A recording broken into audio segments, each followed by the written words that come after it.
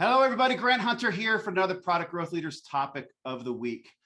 You know, Steve, we've done over 90 of these so far, and we're always looking for ideas in the community. And one came in a couple of weeks ago that really got me interested. It was about diversity, and we don't see a lot of people talking about diversity in product management, do we? No, we don't. We don't. In fact, in 1999, I did my first product management survey, and it never occurred to me to ask male, female. I asked, college. I asked, how many years have you done this, and how many emails do you ask in a day? And so I got busted for that. And then the next year they said, please put in some gender thing. And then I did my report, and I got a whole bunch of people blasting me saying, why didn't you show the divergence between male salaries and female salaries? And I'm like, oh, I don't think they're different, but let me run the numbers. And sure enough, they were. I thought we were a much more enlightened industry than everyone else. So that was a real sad thing. But the last research I saw, we still have a divergence of salary. But I think we're up to like 40% of product managers are female. So we're getting there. It used to be, 30%. Now it's 40%. Pretty soon they'll take over and we won't have any men at all. Which may not be a bad thing. So if you couldn't tell, we're talking about diversity in product management. I want to sort of pull in Eva before we even go into the first Monday question. Eva, you had posted in LinkedIn how you feel like there's not enough conversations about diversity in the product management communities and social media. Talk to me about what really got you interested, in speaking up. Well, I think going back 15 plus years when I got my first job in IT, I was the only female, not only in my department, but in all of the IT realm. And I used to keep my computer tools in a pink caboodle. So I used to get made fun of. I didn't care. I thought it was the coolest place to keep my computer tools. I had my static strap and my soldering gun and all that other good stuff. But yeah, I think as I adapted to being the only female in tech in 2019, it took a very many number of years to be like, wait, what I'm seeing in the industry is really not how we need to kind of pull together and be diverse and be inclusive. And that's when I launched and led the first ERG that I started at my former employer called Women in Tech. Employee Resource Group, right? Yes, Employee Resource Group. And this was even before I was a product manager. This was when I was a senior tech support engineer. And it was so popular. Like I had 7 women that I started this ERG with. In 11 months, we grew to 207 women. And men were joining too, which was amazing because Yes. we need those allies or else nothing's going to change. Mm-hmm. So that's what I'll say about that.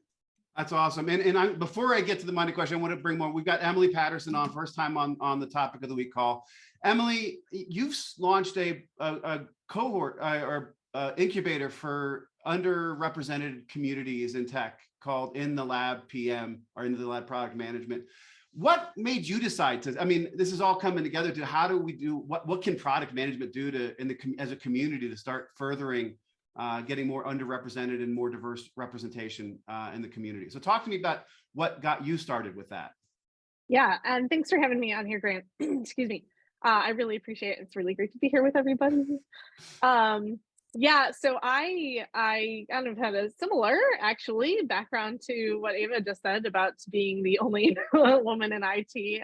That's definitely been my experience recently, actually, not 15 years ago.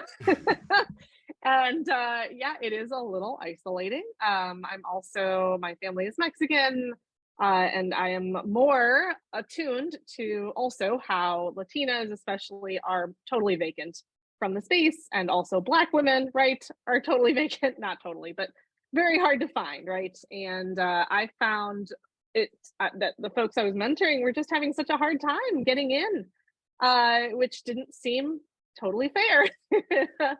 And on the other hand, right, I'm a hiring manager, I'm a director of product, so I also have to go out and hire product managers. And what I saw is that we're all fishing from the same very small pond of folks. Everyone wants to hire a senior product manager. Nobody wants to invest in growing PMs. And you wind up with a very small group of folks who kind of get fought over a little bit, which has been great for my career. Don't get me wrong. I get tons of opportunities that way, and I'm grateful for it. But it certainly doesn't help our statistics, right? As a group. The other thing I want to point out here is that more and more products are being used by people outside of Silicon Valley, right? Technology products are everywhere. You just look at the tech scene, anywhere in South America, different parts of South America, in Africa and Nigeria. Lagos specifically has a great tech scene.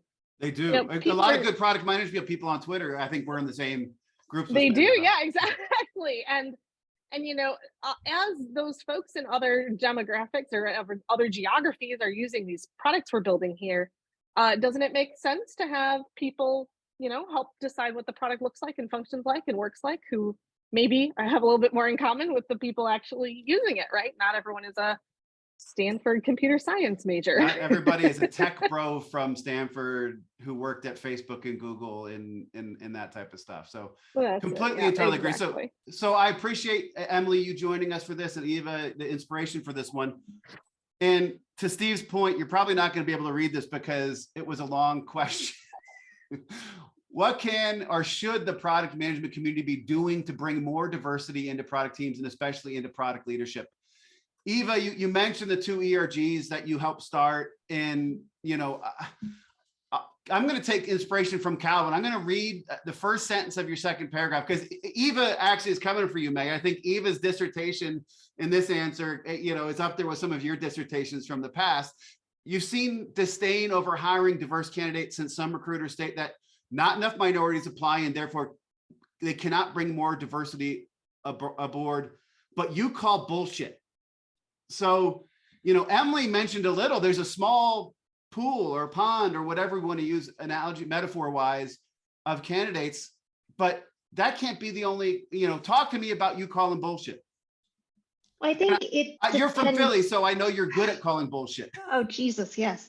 I think, how are you enticing these candidates to apply? I mean, even if you're going to, I know for me, before I even applied to a company, when I was looking for a role, I would look at Glassdoor, I would look at reviews, I would look all over the internet. When there were negative connotations coming in saying that this company has a bro culture and HR is silent, what does that say about the organization? And then what is your About Us page showing about your company? Are all of your leaderships people white males, old white men? Like, what is going on here with your leadership? And then I forget what company it is, and when I find out, I will let you know, but this was like a couple of years ago when I was applying. They actually had their nationalities and their genders and everything mapped out on their About Us page. They had their ERGs. They even had their commitment to fighting the gender pay gap and how, like, percentages they were trying to get to that more, middle ground where everybody was making, a similar amount of money in those roles, regardless of their gender and their nationality. So yeah, I think how you're representing the company is really who's going to apply at the end of the day.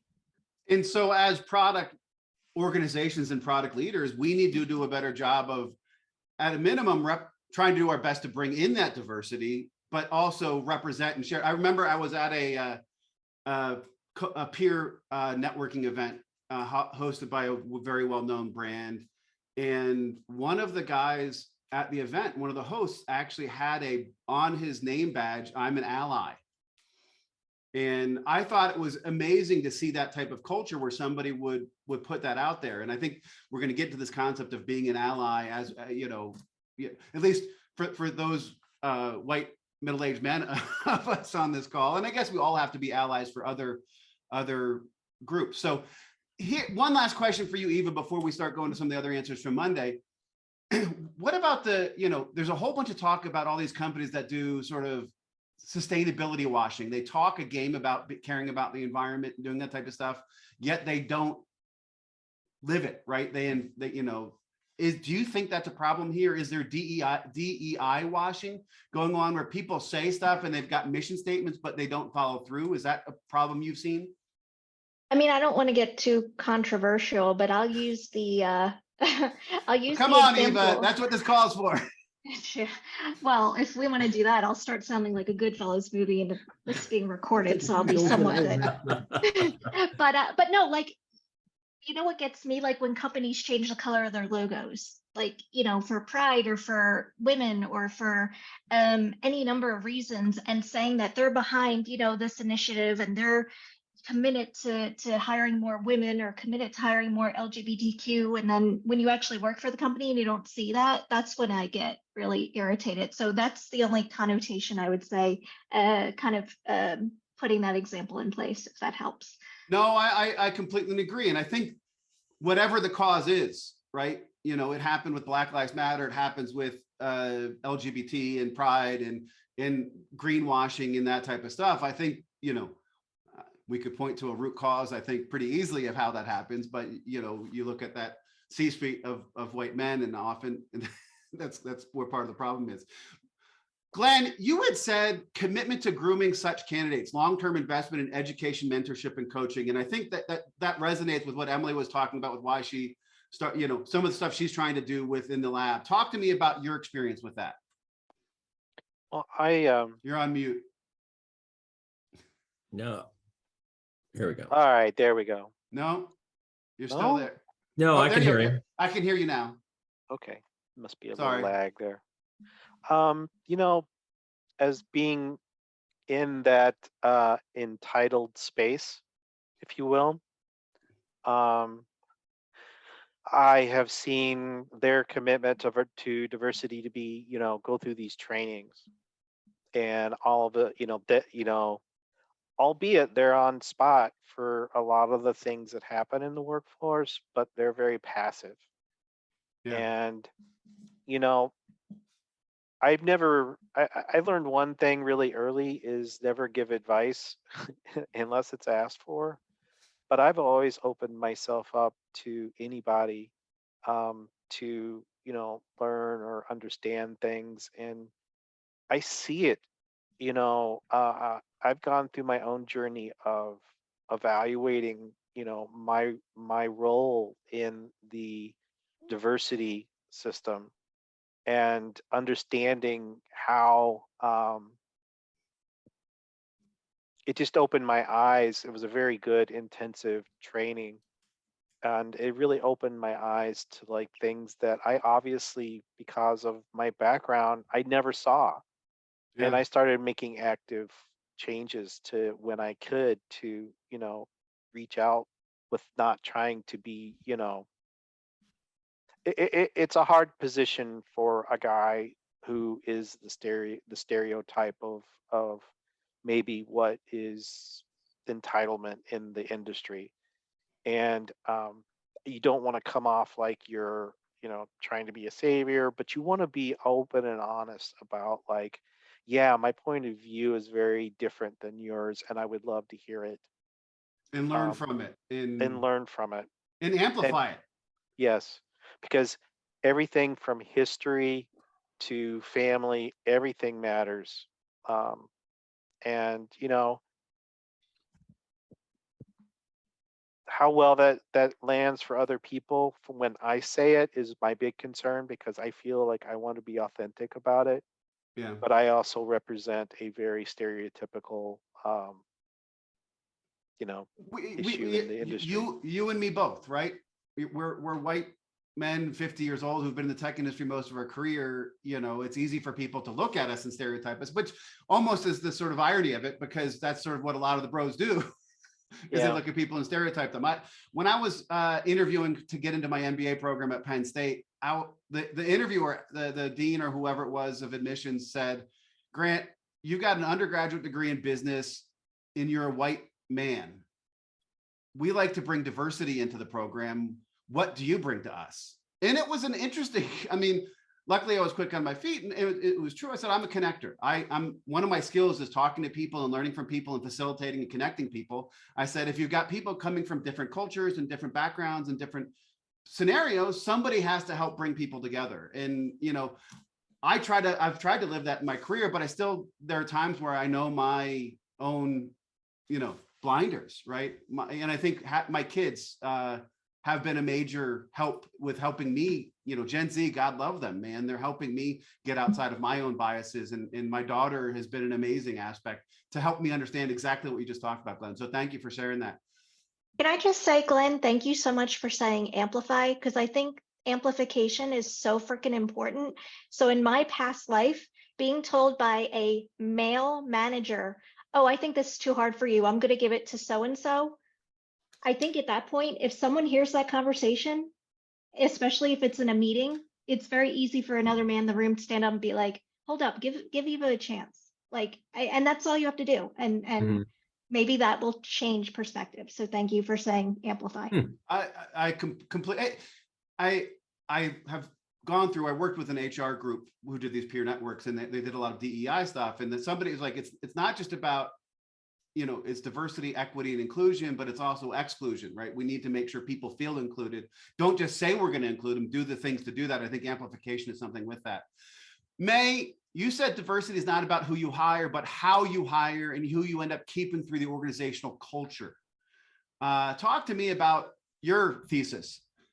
So I think it's really important to define what diversity means. And for me, it means other, right? So if you are an other, like someone who somehow does not belong within that group or doesn't fit in exactly within the tone of that group, it is very easy to become the outsider, the other, and how you are treated is immediately different. So there was this one, like I remember several times actually within a group of people that were very male dominated, where, I was the subject matter expert and people just decided not to listen to me. I don't know if it's because I'm a woman or a minority or both or whatever, or because I'm not a dev or whatever it might be, but just completely wrote off everything I said until it came back to say oh wait, no, May was right. So and this happens a lot in the corporate world, and in any other world that you're trying to navigate in. And so the whole idea of diversity and inclusion is not about hiring. It's about how do you work? When do you step up and say, wait, actually, this behavior is unacceptable because that's not what we want to be as an organization, as a corporate culture. That act, being intentional by design about what your organization looks like, I think that is the true crux of what diversity, equity, and inclusion means. If you don't allow your organization to have an other by building it into there is no other because our organization is by definition inclusive by the people who make up it, then you're doing a lot to prevent that, right? But it's not just about hiring, because when I'm looking for a new company, or the last time I was anyways, I go to their LinkedIn page to see who works there. I go to their about page to see who their leadership is. Because if that company doesn't have anyone who looks like me or who might be able to stand up for me, I don't want to work there anymore because I've been burned so many times in the past, right? And for me, it's not even just about career trajectory, it's my ability to do my work as a product manager or a product person.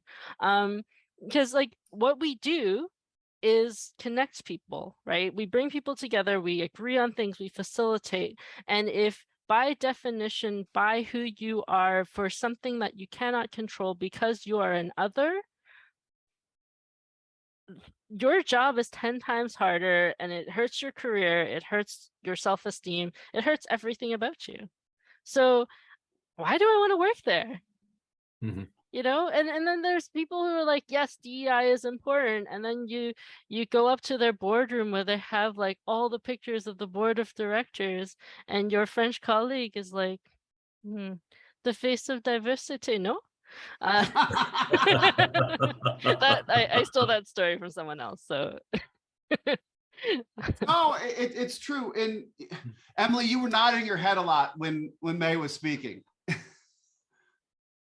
I do the same thing with About Pages and LinkedIn. I always look, and the biggest mistakes of my career, I should say the hardest environments for me to work in as a product manager have been when I was like, oh, well, that it's okay, right? That's even if there aren't any women or, people of any color on this About page, it's probably going to be okay. Those are the environments that absolutely 100% were the hardest to work in all the time. And I try really hard now to just like try to find the best fit in that regard. My current company does a really great job. They have to hire at least, or they try to interview a lot of different types of people whenever they are trying to fill a role, and you can really tell just the makeup of who is there and who has a seat at the table, especially, right?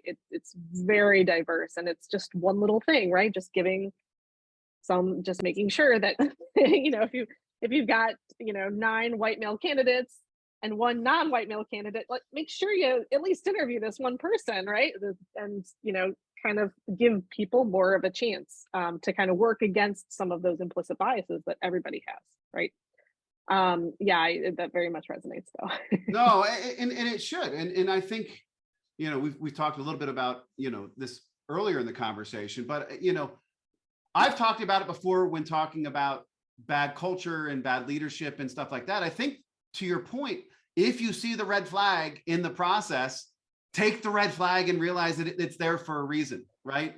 If you're looking at the board, if you're looking at the leadership team, and it's all Harvard, Stanford guys in their Yale's the diversity, right? Yeah. I worked at one of that places once. Dartmouth was the diversity candidate, right? You're not Ivy League, you're our diversity. Right. Right. So Calvin, I want to get to you. You actually said it's an interesting question in reading the variety of responses, and Clyde responded to the question, is diversity in this case to be defined as education, background, or some abstract skill set, or is diversity defined by race, gender, religion, nationality, whatever it may be?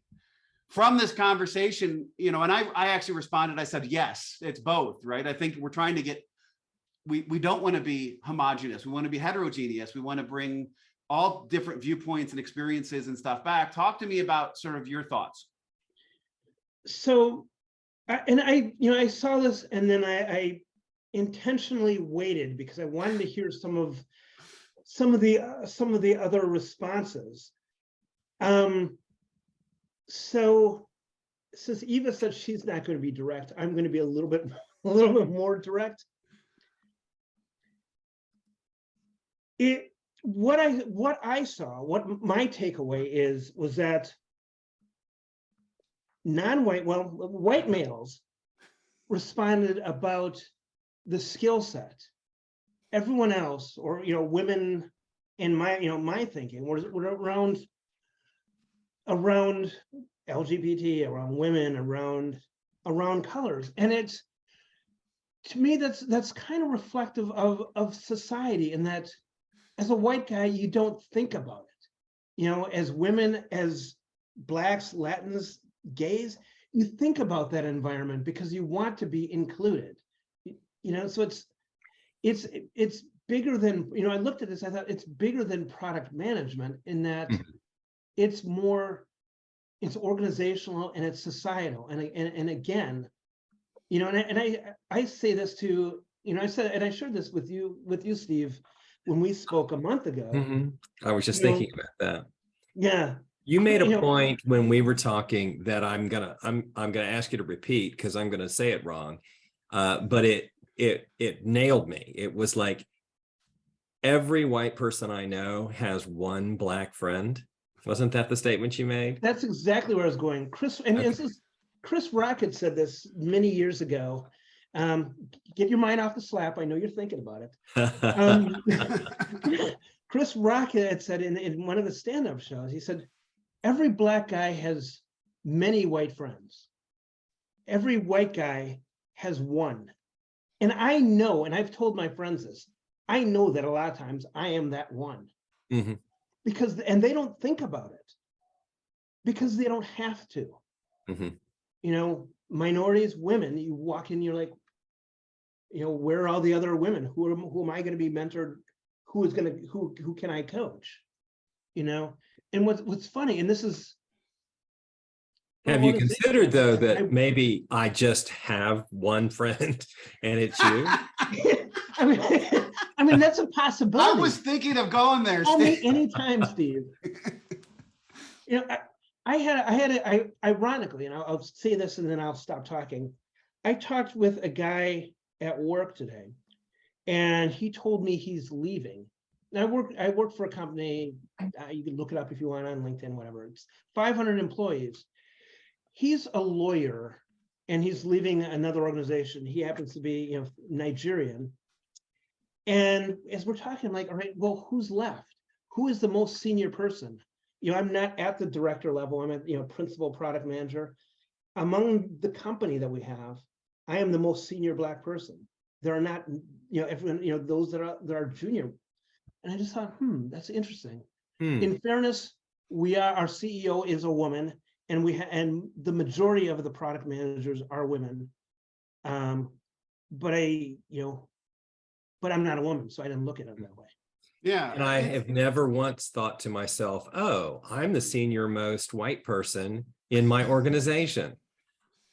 Well, you are. I would never think of it that way. And yes, I am, but that's a recent thing. Yeah, but and you don't have to. Right. Right. That's really eye-opening. I would guess that among the women that maybe that's something that they've thought of. I won't put words into your mouth, but I wonder if I don't feel I'm alone in thinking that. And I'm going to sound totally, maybe this is going to come across as totally oblivious or whatever, but I'm going to go to May. Do you look at it both from the female and minority status? Do you look at both lenses? Do you look at them combined? Because this is me now trying to learn, because I haven't had to, right? Okay, so let me put it this way. I get really excited when I see a female minority in a position of power. However, because of my last name in tech, even though a lot of the Chinese people are male who are in tech, predominantly so, it's still like oftentimes my ethnicity is not treated as a minority, although being a Chinese woman in a tech company makes me quite the extreme minority in that sense. But things are changing. Seeing a lot of Chinese and Asian and people of similar backgrounds getting to a position of power, and that's exciting. But sometimes you're wondering, am I the token? And it's all about tokenism, right? Are you the token minority? I remember one time I wrote this in the response, but I was looking at a company that I might be interviewing for, and it was just a wall of middle-aged white men with one Black woman. And I was so excited, and I looked at her title, and she is like the director of diversity, equity, and inclusion. And I'm just like, what? Their only diversity is their DEI person. That says something about it. Emily, I'd like to ask the same question of you. How do you look at it both from the female versus minority Latina side? Yeah, I always look at both for sure. And I look at non-white men as well, right? That's really important because I have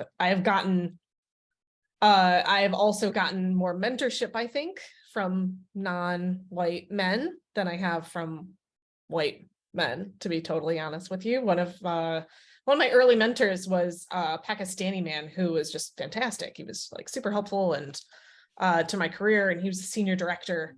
So I always look at both.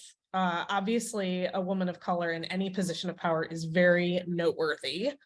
And there is absolutely that kind of line in the organization, right? Like we have a lot of junior folks who maybe are not white guys, but anywhere above, anywhere above director, that's when it gets really hard to find folks that are not white guys. And I keep waiting for that to change, and I haven't seen it yet. I'm hoping. No, for the future. me too. Us too. I'll go back to what you started with when you in the open, and what Glenn talked about in his answers, part of it's incumbent on the company to make sure that we're doing what we can to groom those people, to bring them up, right, to give them the skills, to support them, and to keep them in-house. You mentioned how you feel like whenever you're looking for a job, you feel like you're in a part of a small pool. Everybody's trying to get for the people who the diverse people who have the background. Steve, this is the quietest you've been in any open, any first question. And good, right? I guess on this call, we should be hearing the voices that aren't old white men. Yeah, I was trying not to mansplain during that series there. Well, I feel like I don't know if I'm more or less aware. It doesn't matter. I have worked with more women than I have worked with men. I have worked for more women than I have worked for men. I have hired, until recently, more women than men. Here we're shooting for 50-50, but we're more like 60-40, I think.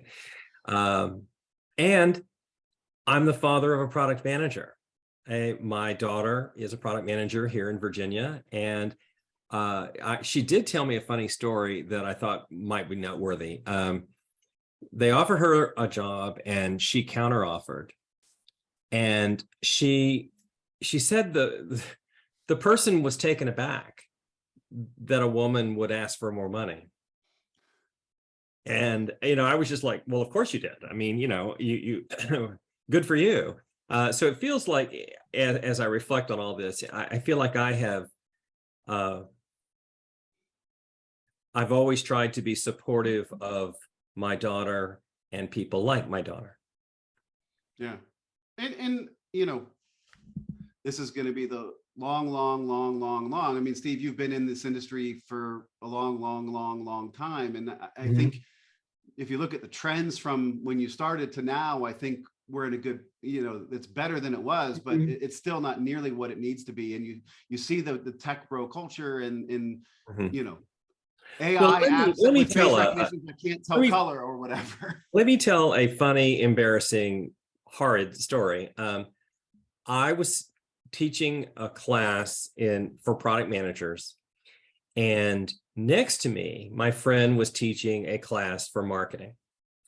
And this astoundingly attractive woman came up, and I led her over to the marketing table because, of course, right? And she's like, "Oh, no, I'm in the product management class." This was 20 years ago.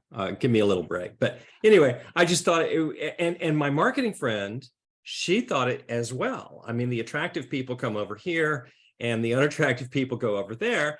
And we were both just thunderstruck that this woman who looked like she was a model would be in the product management class. And in fact, she was the VP of development for her organization. Wow.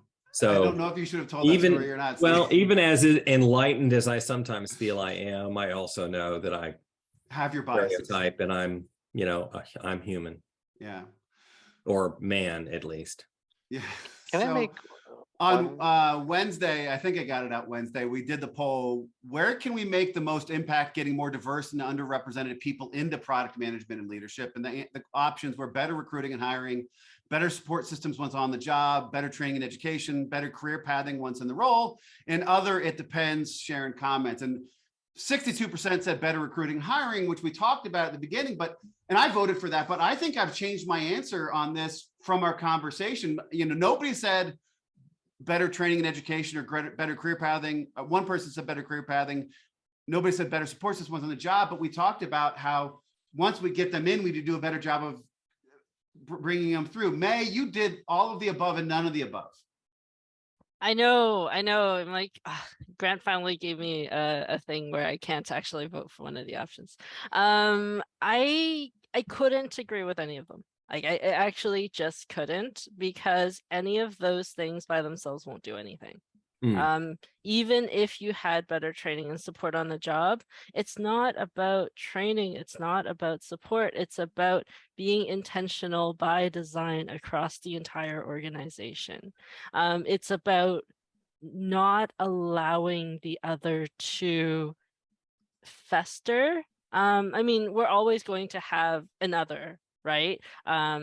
Be it, you know, your economic background growing up, if you had like, you know, I don't know, childhood trauma, like there's always going to be something that makes you different.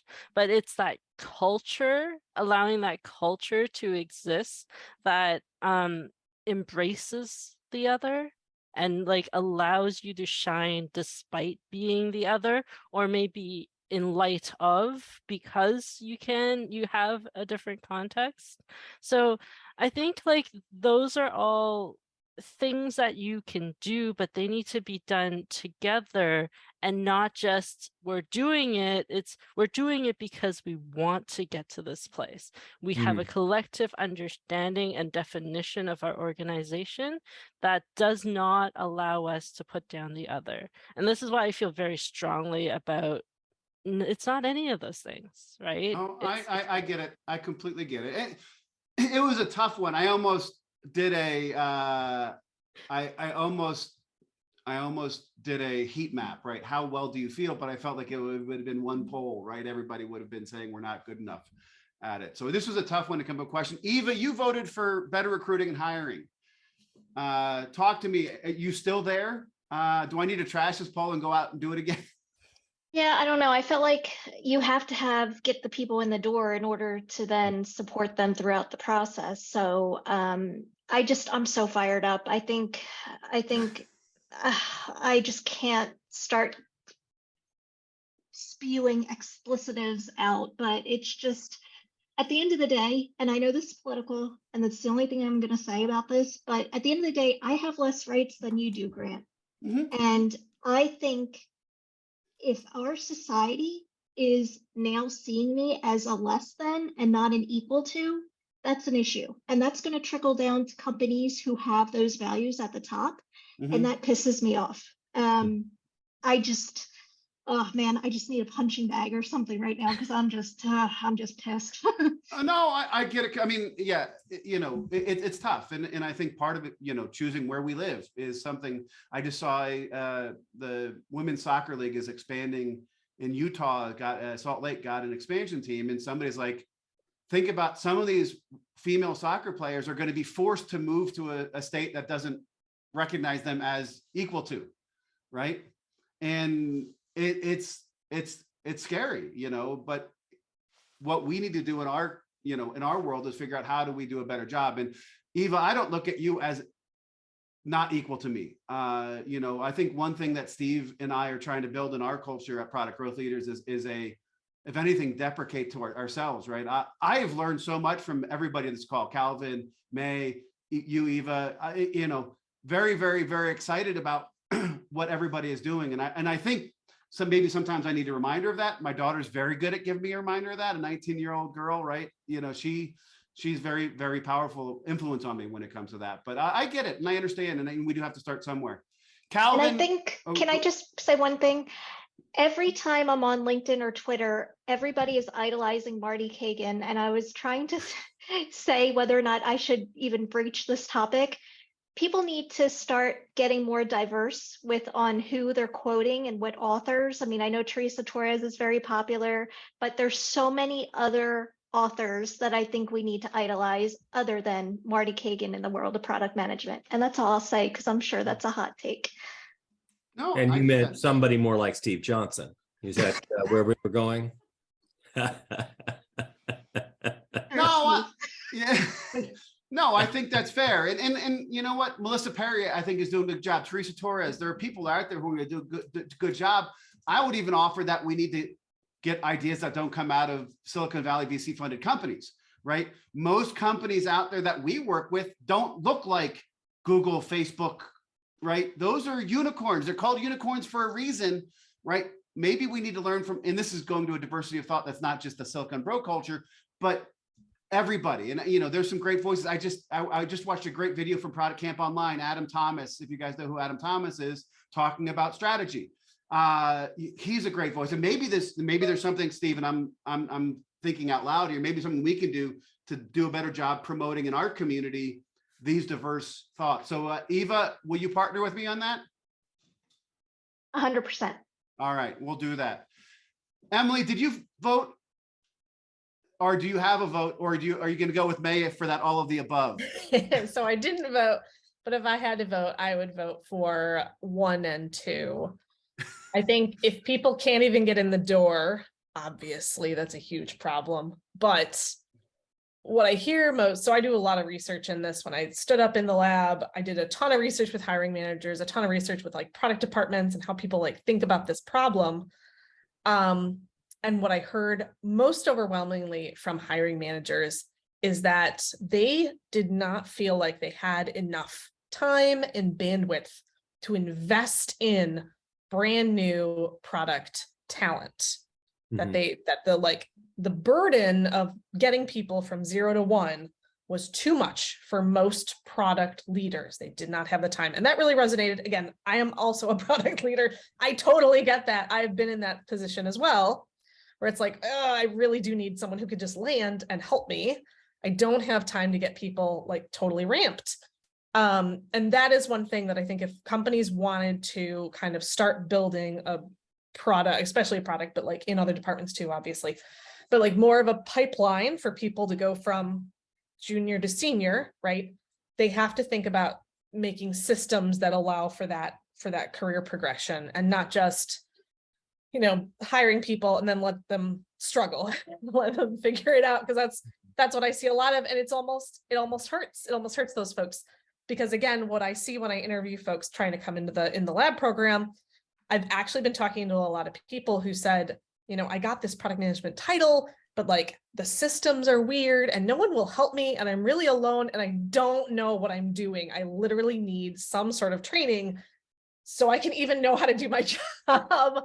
And it, like, without those two pieces working in tandem, you get poor results, because then you have a bunch of diverse talent that has no training, and then they are seen as less talented or maybe less smart, right? So it actually works against us in the long term, which is disastrous.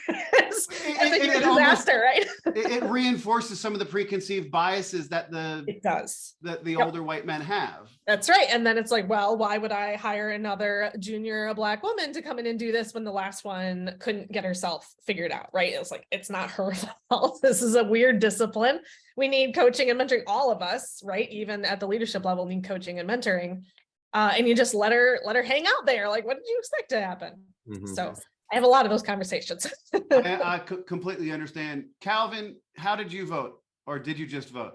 That's why I asked you to refresh, because I made I put in comments, but I did not vote until a few minutes ago. And I voted other. I mean, if May's option would have been an option, I would have voted like May voted. I get it. Glenn, how did you vote? I did not vote. Just didn't catch the time to do it this week. That's okay. No, it's an important thing. I also really struggle with. I agree, getting people in the door. There is also the ability to see talent in like other departments that you could bring over. Yeah. Like, there's never anything wrong with poaching the customer service department. Yep. And bringing them into product management. There's nothing wrong with that. Even there, the point of, once you're aboard, how about we give you some training? How about we show you where the data sets are? How about we give you a login to the systems that you need? How about we send you, right? How about we send you to, Stephen Grant's courses? Plug. Onboarding is a mess for all candidates. And actually, our Product Ops Alliance people, that's what their people group said the first thing they were tackling was onboarding. So Calvin, you're raising your hand before we get to our next question. Yeah, it seems that for most product management jobs, there's a focus more on the technology side, and knowing the tech, and there's other pieces of product management that come into play that people need to be able to draw from. And you can train for the tech, but it's understanding business or understanding market. And to that point, I think you've made the point before, Steve, about getting the customer service department, part of departments that know the business and know where the customer pain points are. I mean, why not? Ultimately, the product is supposed to solve a problem for the customer, right? Yeah. Mm-hmm. And it's interesting. I'm sitting here. We've had conversations before in Topic of the Week about how empathy is one of the more important skills for product managers to have, because we have to empathize with and have compassion for the persona and their problem and their pain point. And it just, to me, again, goes, why would white men are probably the worst people in the world at empathy, right? Diversity should be able to bring more empathy in, it's, just because they've had to face things that we haven't had to face. I see it totally. We don't have a ton of time for questions just because this conversation has been going so good. What I did want to ask is, how can product management become an example for the organization when it comes to diversity, right? We've had a lot of conversations about it's cultural, it comes from the top. But if I'm a product leader in a company where we think things need to change, how can product management sort of pave the way, be an example? Emily. Thank you, because I have thoughts on this. I think product managers are positioned in such a good way to make broader changes in an organization, because we interface with so many different people in so many different departments. We interface with executives, right? All of those folks. We have the opportunity to make an impression on a lot of people, more so than, hiring a junior dev, maybe. Yep. And that is one thing where I think, again, hiring diverse candidates who are very smart and good at their job and able to really land, and kind of they turn into basically ambassadors, right? That kind of go throughout the organization, and people can point to them and see like, oh yeah, see what Emily's doing? She's really successful in it. And like, look at what she looks like, right? Like, yeah, we can go hire another person who maybe looks more like Emily than someone else. That literally has been my life experience.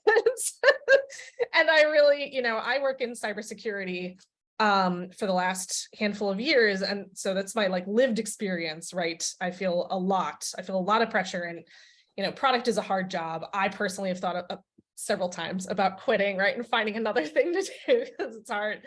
Wears you down. It's got a lot of good things, but also a lot of bad things. But in the end, I feel almost obligated to keep showing up as a senior level woman, of mixed race, right? With the Mexican background.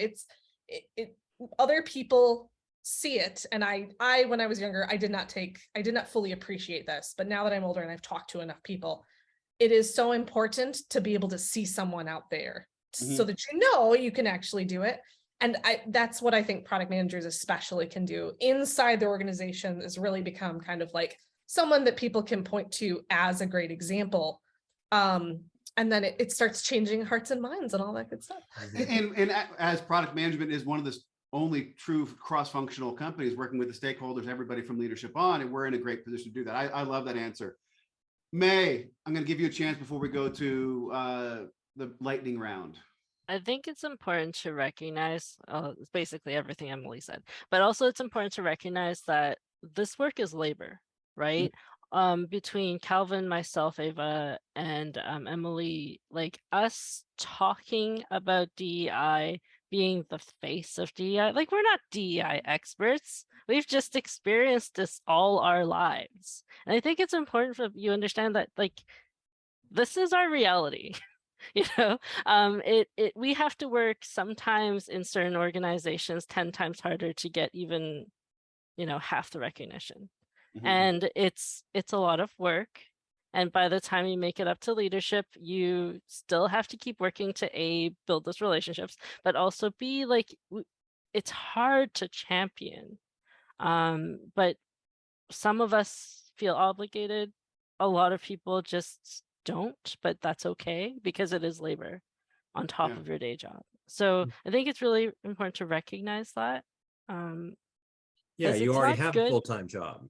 Yeah, and it's not it's hard for Eva to speak up for DEI, because it could impact her job chances at her next employer, right?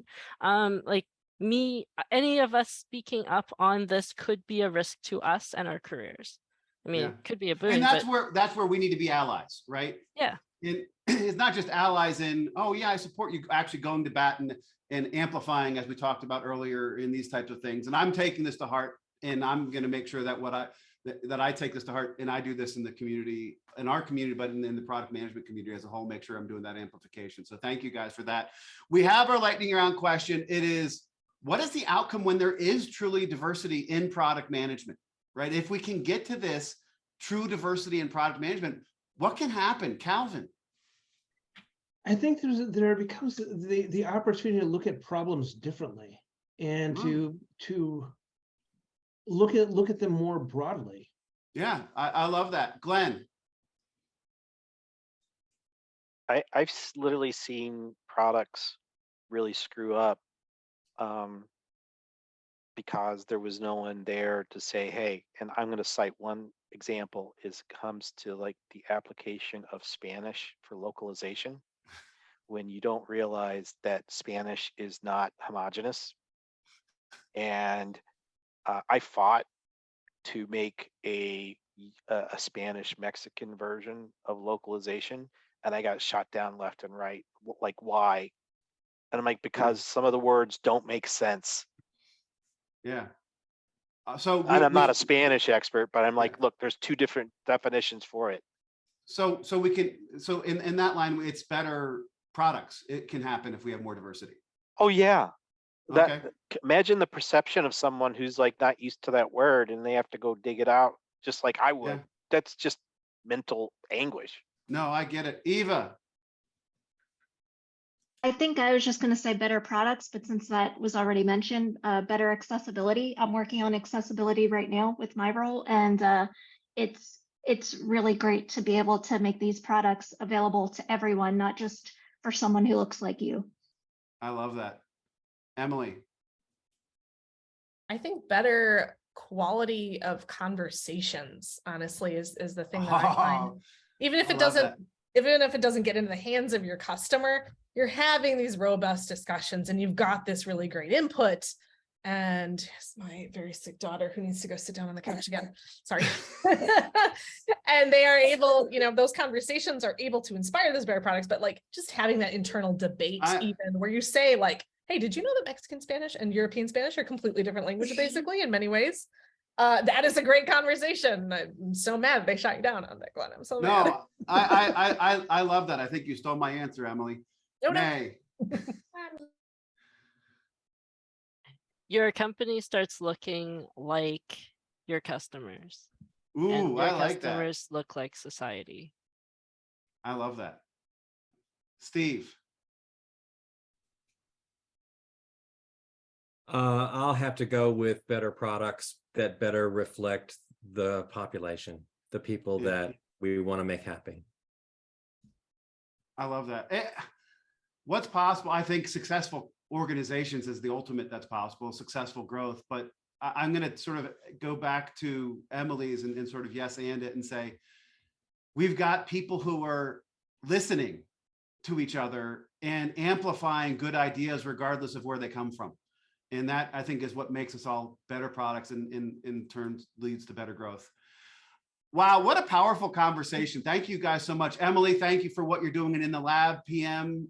Great to see the success you're having there, and we're excited to be part of it. Thank you so much. I will interrupt 1 second, Grant. Thank you so much, both Grant and Steve, for your very generous donation. It made such a huge impact, and it is so incredibly helpful. I'm very, very grateful.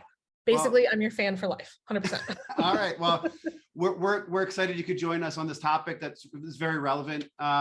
And my mind is like swimming right now, as it is every week. I've learned, I'm thinking of myself. I'm now starting to look at myself inward to understand where I can get better at listening and amplifying and doing those types of things.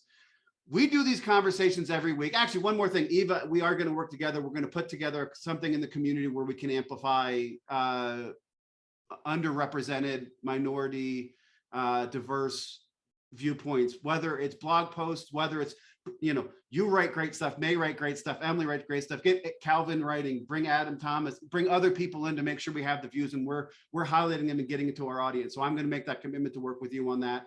And wow, again, great conversation. We do this every week. Monday, the question goes in. Normally Wednesday, the poll goes in, and we have these incredibly valuable conversations on Fridays. Emily, Eva, May, Calvin, Glenn, Steve, thank you guys so much for this great conversation. We'll see you next week in the community. Take care, everybody.